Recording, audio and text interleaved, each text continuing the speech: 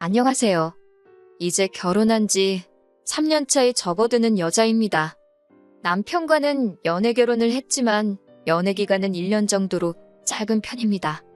친정 부모님 지인을 통해 선보듯이 소개받게 되었고 양가가 서로 잘 아는 사이는 아니지만 남편을 소개시켜 주신 중간 역할을 하셨던 분 덕에 결혼까지 가는데 수월한 편이었어요.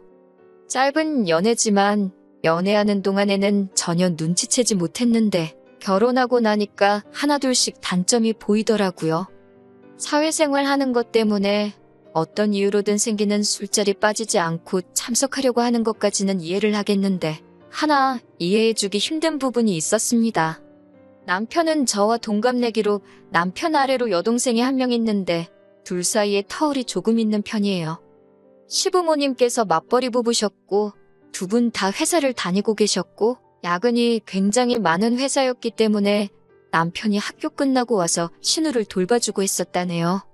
그렇다고 신우를 갓난쟁이부터 업어 키운 것도 아니고 나이차가 7살밖에 나지를 않는데도 애지중지하는 부분이 있습니다.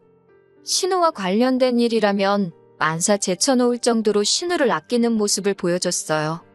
그런 부분이 제일 적응이 안 되고 이해가 되지 않았습니다. 남매랑 사이 좋은 게 나쁜 건 아닌데 한편으로는 어이가 없을 때도 있었어요. 결혼할 때 부모님 예단은 필요 없어도 신우 결혼식장에 입고 오게 좋은 옷 한 벌 해주고 들고 올 만한 명품 가방 정도는 하나 해줬으면 한다고 했었거든요. 당시 신우가 대학 졸업반이라서 겸사겸사해서 새언니가 좋은 선물 해주면 결혼 후에도 신우가 저를 잘 따르지 않겠냐는 듯이 빙둘러서 말한 적이 있는데 결혼 후에 신우한테 하는 거 보니 그냥 신우한테 뭐 하나 해주고 싶어서 그랬구나 하는 생각이 들었어요. 신혼 때는 눈치를 전혀 채지는 못했는데 언젠가 제가 엿들으려고 한 건 아니지만 남편과 신우가 통화하는 내용을 듣게 된 적이 있습니다. 대충 들으니 월급날이 되면 용돈을 보내주겠네 어쩌겠네 하는 내용이었어요. 오빠가 동생한테 용돈하라고 얼마 보내줄 수도 있다고 넘기려고 했었는데 괜히 기분이 찜찜하더라고요. 안 좋은 예감은 틀리는 적이 없다고 했나요? 남편이 신우한테 주기적으로 용돈이라고 하기에는 꽤나 큰 금액을 보내주고 있었다는 사실을 알게 되었습니다. 남편 벌이가 좋은 편이기는 하지만 그냥 넘어가기에는 동생 용돈하라고 보내주는 돈이 100만 원 단위가 넘어가는 돈이었어요. 처음에는 조금 지나친 거 아니냐고 좋게 말하고 넘어갔는데 그때 한 번만이 아니고 계속 저를 속이면서 신우한테 몰래몰래 돈을 보내주고 있다가 또 한 번 저에게 들켜버렸습니다. 그러고 싶지는 않았는데 자꾸 현금 인출까지 해가면서 신우한테 경제적 지원을 해주고 있어서 보다 못한 제가 돈 관리를 하기로 하고 경제권을 뺏어가게 만들었네요. 자랑은 아니지만 친정 부모님께서 경제적으로 많이 여유로운 편입니다. 빌딩이라고 하기는 뭐하지만 서울에 인접한 경기도권 구도심에 적당한 상가 건물 하나를 가지고 계세요. 구도심이긴 하지만 대중교통도 잘 되어 있고 인구 밀집이 되어 있는 상권에 위치해 있다 보니 월세로 들어오는 돈만 해도 꽤나 수입이 좋은 편입니다. 저는 부모님 건물하고 상관없이 공부해서 전공 살려 취직해 회사를 다니고 있어요. 월 수입은 남편하고 비교해서 제가 많이 모자란 편이지만 친정에서 워낙에 지원을 잘 해주신 덕분에 팔려가듯 한 결혼도 아니었습니다. 결혼하면서 다른 건 몰라도 각자 번 돈에서 생활비하고 적금 똑같이 각출하고 나머지 돈은 알아서 각자 관리를 하기로 했었거든요. 그런데 남편은 생활비랑 적금할 돈 똑같이 내고 남는 돈은 잔액이 남아도 되지 않을 정도로 지 멋대로 써도 되는 거라고 생각했었나 봅니다. 시부모님께 생활비를 보태드리던지 신우한테 용돈 챙겨주는 것 정도야 당연히 할 수 있는 일이라고 생각했지만 자기 여유자금 하나도 남기지 않고 생활비 내고 나서 가족들한테 탈탈 털어서 가져다 바치니 제 입장에서는 그 사실을 알게 되었을 때 정말 미치고 팔짝 뛸 노릇이었지요. 가끔씩 밥하기 귀찮아서 배달 음식을 시켜 먹거나 어디 나가서 외식을 하자고 해도 돈 아깝게 뭐 하는 거냐 따지던 게 경제관념이 철저하고 알뜰한 성격이라고 생각했는데 돈을 아끼려고 했던 이유가 뭔지도 알겠고 모든 게 저 모르게 몰래 했던 거다 보니 실망이 컸어요. 아무튼 제가 경제권을 움켜쥐고 나니 그 후에는 남편도 어떻게 신우에게 돈을 보내지는 못했습니다. 시부모님 용돈은 제가 알아서 잘 챙겨드렸고 신우한테는 일절 돈 한 푼도 가지 못하게 했었어요. 신우한테 어떻게든 잘 해주고 싶어서 이 핑계 저 핑계 대면서 사회생활하려면 현금도 어느 정도 있어야 한다며 자기 용돈을 더 타가려고 했지만 남편 지출은 무조건 제가 만들어준 신용카드를 쓰도록 만들어놨어요. 가끔씩 온라인 쇼핑으로 결제되는 거 보면 신우한테 몰래 뭐 사주고 있다는 것과 시부모님 용돈으로 드린 돈의 일부가 시부모님을 통해서 일부 신우에게 조금씩 보내지고 있다는 사실은 눈치채고 있었지만 그것까지는 뭐라고 하지는 않았습니다. 그것까지 못하게 하면 저랑 신우 관계도 이상해질 테고 경우에 따라서는 이 상황이 저와 시부모님 간의 갈등도 만들 수 있다고 생각했거든요. 아무튼 유도리 있게 제가 잘 조율해가면서 돈 관리를 해왔기 때문에 넘어갈 건 넘어가주고 하면서 원만한 결혼 생활을 유지하고 있었습니다. 그러다 작년 여름쯤에서 제가 다니는 회사 상황이 조금씩 안 좋아지기 시작했어요. 한참 거리두기 하던 시절이라서 여타 다른 규모 작은 회사들처럼 인원 감축도 있었고 여러 가지로 어려운 상황이었습니다. 저 또한 그 타격을 피해갈 수가 없었어요. 회사에서 정리해고 이야기가 나오고 있고 여러모로 스트레스를 많이 받고 있었습니다. 그걸 지켜본 친정부모님께서 저한테 제안을 하나 해오셨어요. 부모님 건물 상가 1층 자리에 아주 작은 상가이긴 한데 공실이 생기게 되었다면서 저보고 그 상가에다가 가게 하나 차려서 해볼 생각이 없냐고 물어오셨습니다. 이야기를 들어보니 그 자리에서 원래 장사하던 분은 어떻게 일이 잘 풀려서 그 자리에서 번 돈을 가지고 근처에 더 큰 상가로 이전을 하게 되었다는 거예요. 자리도 대로변에 위치한 데다가 유동인구도 많은 지역이다 보니 뭘 해도 지금 회사에서 버는 것보다 훨씬 잘 벌 거라고 하시더라고요. 저도 회사에서 받는 스트레스가 이만저만이 아니었다 보니 혹하긴 했습니다. 그런데 평생 회사 일만 해온 제가 아무리 자리가 좋다고 해도 어디부터 무엇을 해야 할지 도무지 감도 잡히지 않더라고요. 그러다 남편이 자기 지인의 지인 중에 작은 상가 건물 같은 곳에 사업하는 거 컨설팅을 해주는 사람이 있다고, 그 사람이 아주 마이다스의 손이라고 하면서 그 사람 도움받은 사람 중에 잘 안 된 사람 찾는 게 더 힘들다고 하더라고요. 그리고 저보고 혹시 관심 있으면 지인의 지인 통해서 다리를 한번 놓아주겠다고 했어요. 아무것도 모르는 제가 맨땅에 헤딩하는 것보다 전문가의 도움을 받는 것도 나쁘지 않겠다는 생각이 들었고 만나서 손해볼 것도 없다고 생각했으니 남편한테 부탁해서 어렵게 자리를 만들었습니다.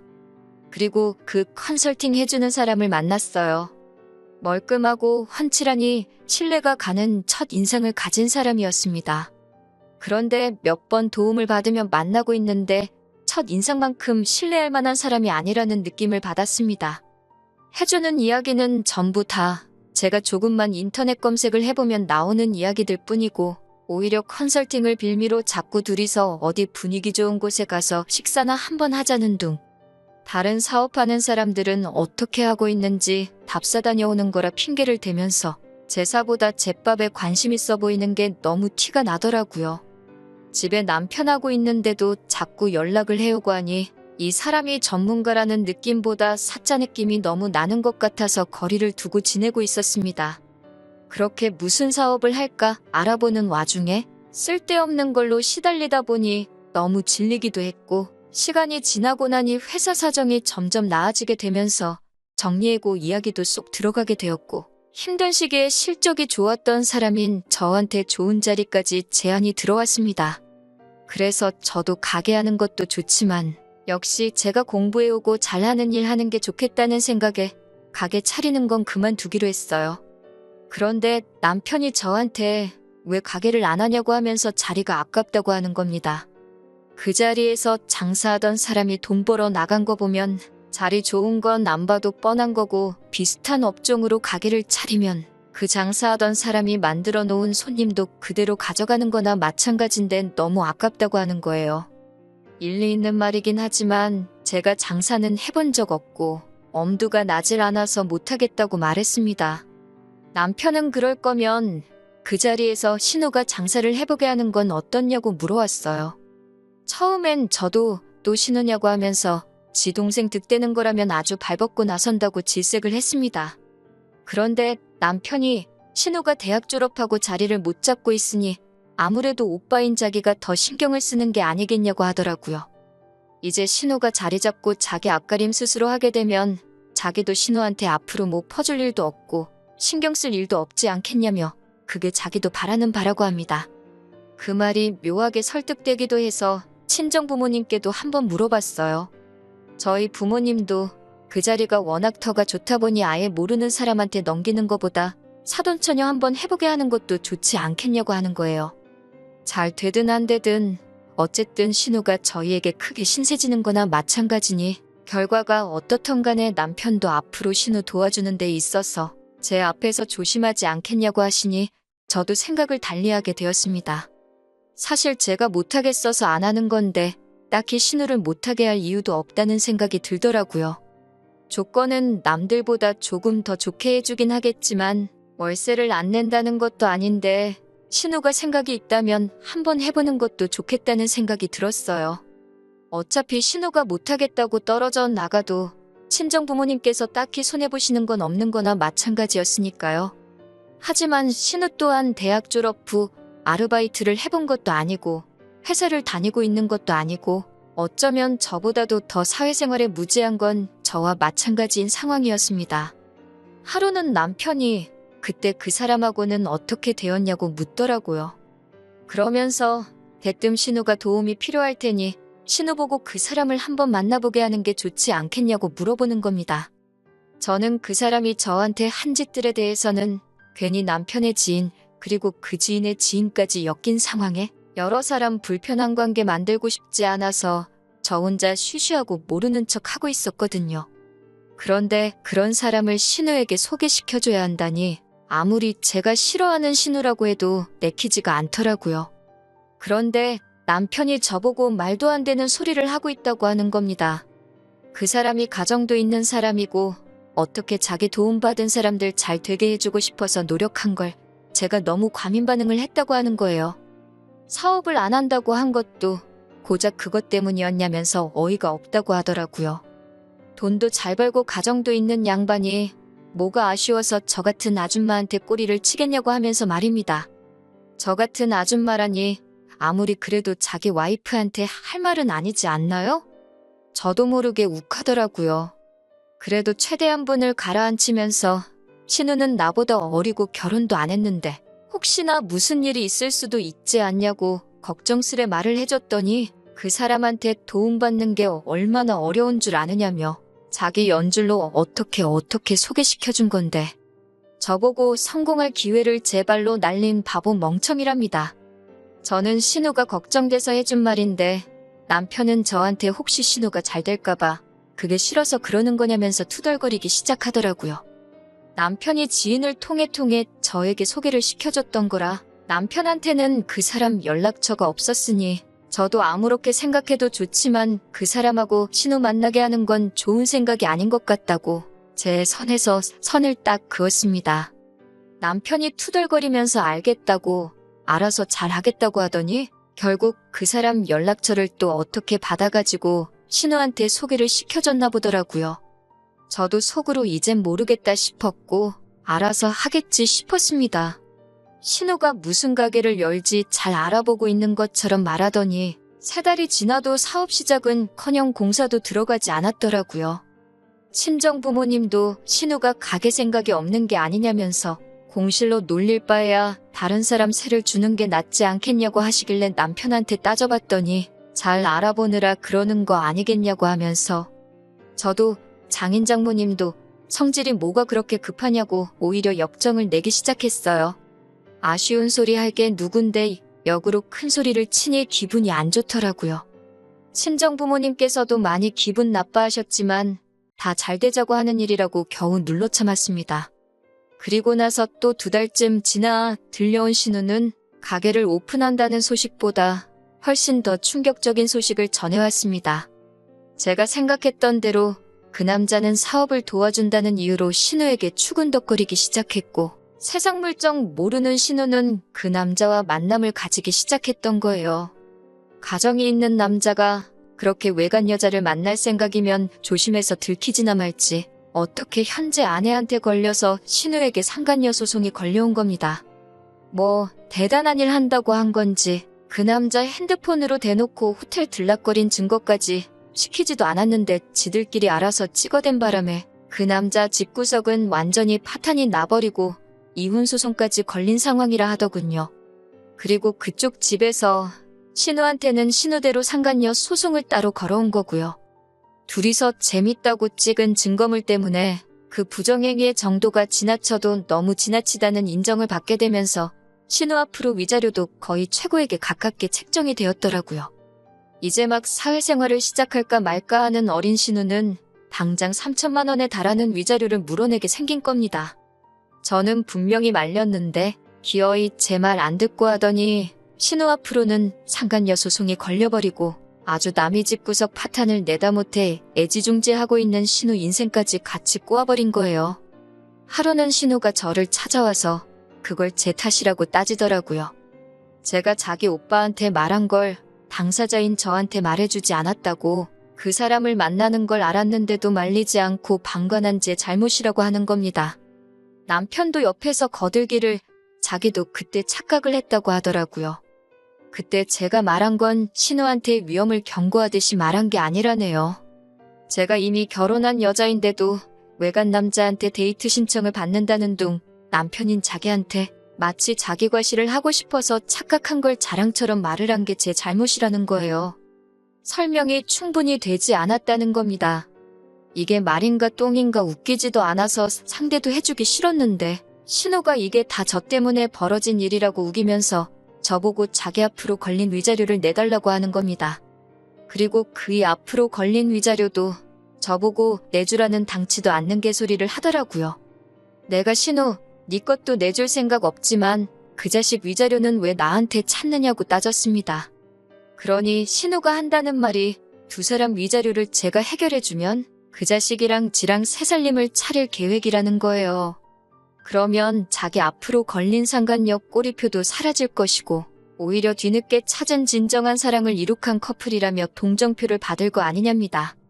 남편도 그 이름에 걸맞게 아주 남이 편이라는 걸 보여주고 싶었는지 저보고 옆에서 그렇게 해주자고 부추기더군요. 그 남자가 능력도 좋고 하니 신우 인생도 책임져 줄 수 있을 거 아니냐고. 그동안 제가 자기 월급을 관리했으니 그 정도 모아놓은 돈은 있는 거 다 안다고 빨리 내주자고 하는 거예요. 그걸 내가 왜 내주느냐 따지니 잘 생각하라는 겁니다.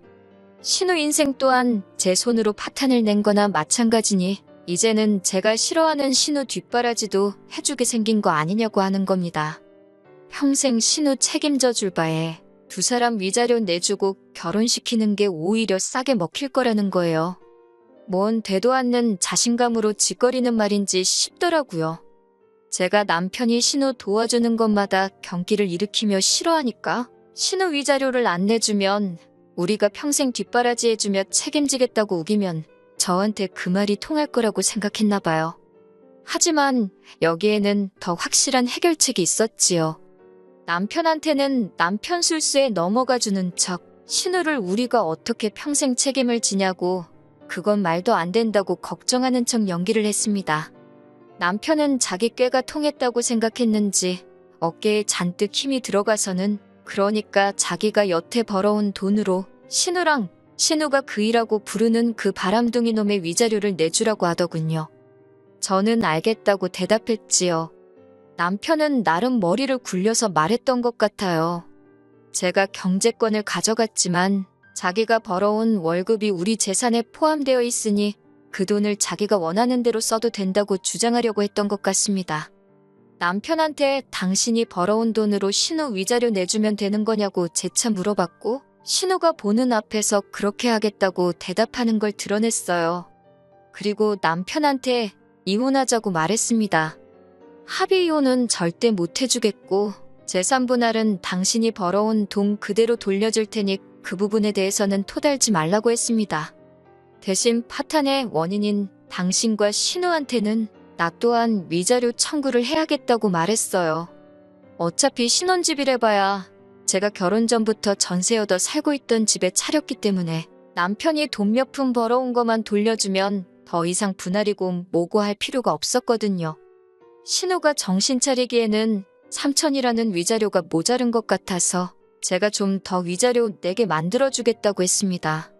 막상 소송 끝나고 보니 결혼 기간도 짧고 해서 신우한테는 위자료 500밖에 뜯어내지 못했지만 충분히 참교육이 되었다고 생각해요. 남편은 자기가 뱉은 말이 있어서 자기가 여태껏 벌어온 돈 돌려받아서는 신우 결혼시키겠다고 그 남자 위자료부터 내줬다고 하네요. 남편도 저한테 위자료 줘야 할 게 있고 모아놓은 돈이 그거 전부 다 내주고 나올 만큼 많지도 않아서 신우 위자료는 그쪽 집에 분할로 내주기로 했답니다. 그런데 웃긴 건 그 남자, 남편이 위자료 내주자마자 신우는 상대도 해주지 않고 다른 여자를 만나고 다닌다고 하는 것 같더군요. 하기야, 가정이 있을 때에도 그렇게 여기저기 추파를 던지고 다녔는데 이혼하고 자유의 몸이 되었는데 뭣도 없는 신우가 눈에 들어오겠어요? 사업 상담한다고 돈 좀 모아놓은 사람들 만난다고 사회생활 시작도 전에 소송 위자료로 빚더미에 앉아있는 신우는 그렇게 소박맞고 그 남자한테도 처참히 버려지고 말았다네요. 욕심이 험하니 벌을 받은 거라고 생각해요. 남편은 이제 평생 애지중지하는 신우 뒷바라지 해주면서 살아야 하니 어떻게 보면 제가 소원 성취해준 거나 마찬가지네요. 아직 자기 빚에 신우 남은 위자료까지 내주려면 2년은 꼬박 돈 한 푼도 쓰지 않고 모아야 할 텐데 신우 뒷바라지 해주면서 그 일을 할 수 있을지 싶네요. 저렇게 된 거 보니 너무 후련하고 한편으로는 처음에 신우한테 돈 가져다 바치고 그럴 때 진작에 이혼을 했을 거라는 후회도 살짝 남네요. 지난 일 후회해서 뭐 하겠어요. 후회할 시간에 이제 제 앞에 펼쳐질 새로운 날들을 위해서 더 노력하는 사람이 되어야겠습니다.